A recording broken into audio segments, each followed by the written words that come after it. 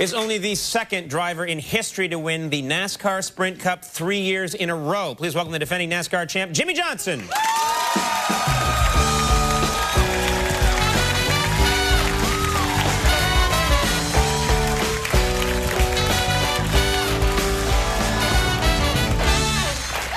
You have an injury. Is this something? This happened at Daytona? Is that right? I do. The last 48 hours have been pretty tough on me. Really? Yeah. I raced in this endurance race called the 24 Hours of Daytona. Started, let's see, Saturday at 3:30 and ended yesterday at 3:30. Which has to be just mentally very draining, I'm imagining. Yeah, it's such a challenging race, physically, mentally. The vehicle has to last for the full 24 hours, and you know, this is in addition to all the NASCAR stuff that I do. So it's kind of a fun event, and I go down there. I'm in between my stints. I'm going to finish the car for the team, which is a big honor. I've had like 3 hours of sleep through this whole process of the 24-hour race.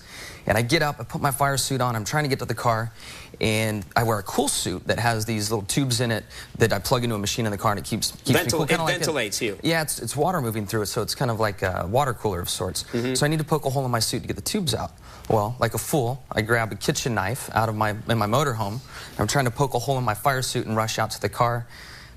Knife goes through suit, through finger, and had major damage done. Really? That's, well, first of all, it's just, I mean, it's disappointing that you were hurt, but it's also a story that when you hear like a NASCAR guy's coming and he's injured, you don't expect it to be something the rest of us do when we're slicing a bagel. You know what I mean? It's you got to make that story sound much cooler. I know, and it's all coming to me right now that I should have worked harder on the story. Yeah, exactly. My tire blew at 190. We spun and my finger at the last second stopped the car. Something along those lines. Yeah. You know, speaking of which, this is a couple years ago.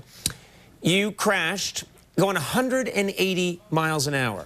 That happens all the time. Yeah, but I think I know what you're talking about. You're talking about, this was a spectacular crash. This was a crash that people discuss to this day. I'm curious, tell us, I mean, I don't even, I can't imagine what goes through your mind while that's happening. Tell us. It's simple. It's like, oh, bleep. Right. You're right about that point? Right. I know the accident you're talking about, I lost the brakes going into turn 1 at a road course at Watkins Glen Raceway. And it's such a weird moment, though, to go into a corner at a high rate of speed, step on the brake pedal, and nothing's there. And it only took maybe 3 or 4 seconds before I hit the wall. But when you have no control of the vehicle, it seems like 30 minutes took place. So there's this long, agonizing adventure from the racetrack to the wall.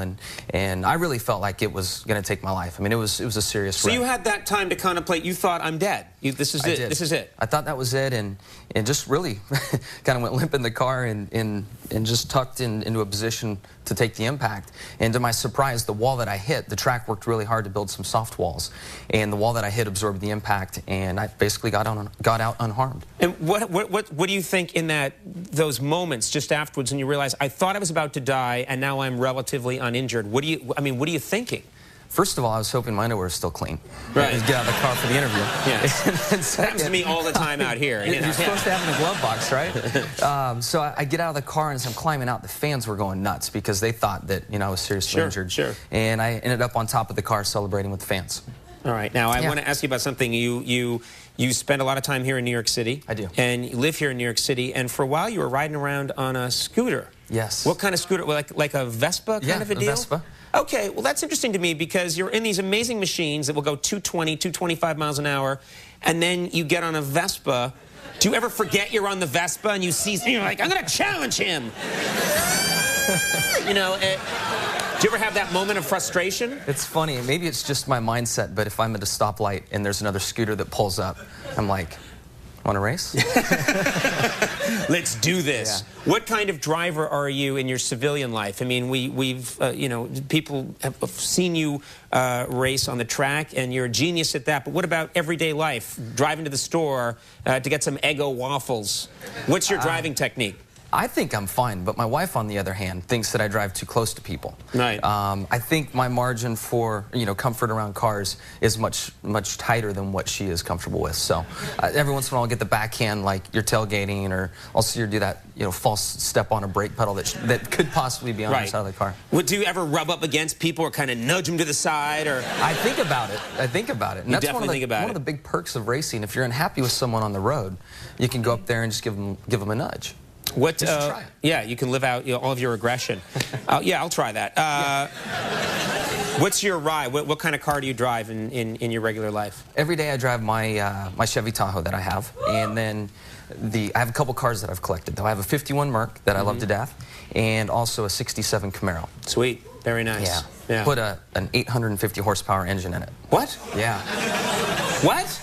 You're not first, you're last. Where's John? We need John out here to give us some quotes from the movie. 850, really? Yeah. You put that, you ever thought about putting that kind of an engine into one of those mini Mokes, you know, like one of those little tiny two-door, you know, Austin Minis? Interesting sight, just all engine and four tires. Just all engine and you sit on top of it. And I have a Ford Taurus SHO.